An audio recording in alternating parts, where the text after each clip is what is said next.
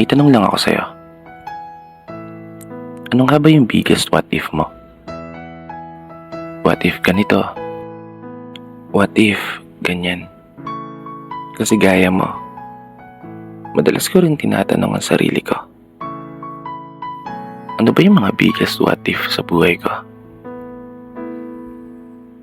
Ano kaya nangyari sa buhay ko kung yung mga desisyon na nagawa ko hindi ito?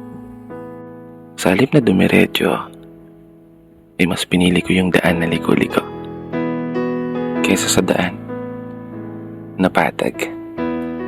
Dahilan kaya napanatag, ay mas pinili ko na lang sana yung bako-bako.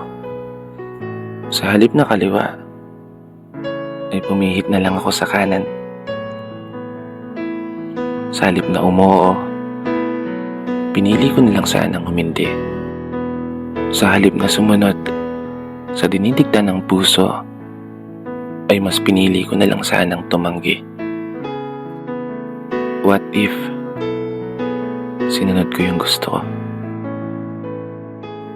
What if pinili ko kung saan ako masaya?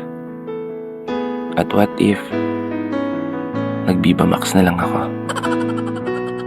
Kaso baka sa guard pa lang, hindi na ako makapasa.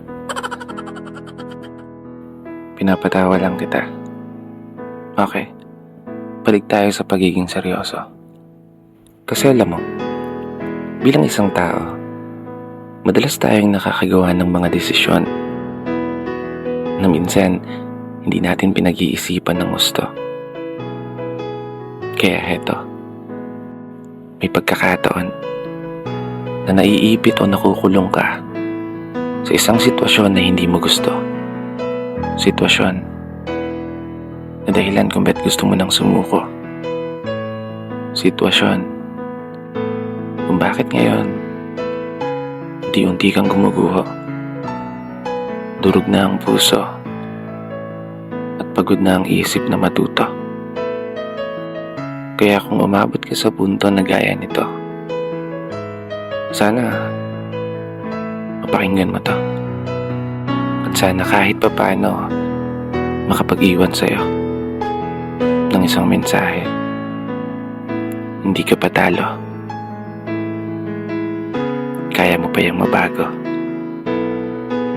Desisyon lang yung mali, pero hindi yung buo mong pagkatao. Kasi what if lumaban ka? What if kayanin mo?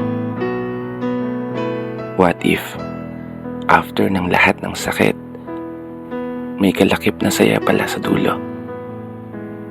Uulitin ko yung tanong. Ikaw ba? Ano bang biggest what if mo? Dito na nagtatapos. Kaya isang pagpupugay para sa lahat ng mga tao na patuloy sumasabay sa hamon ng buhay.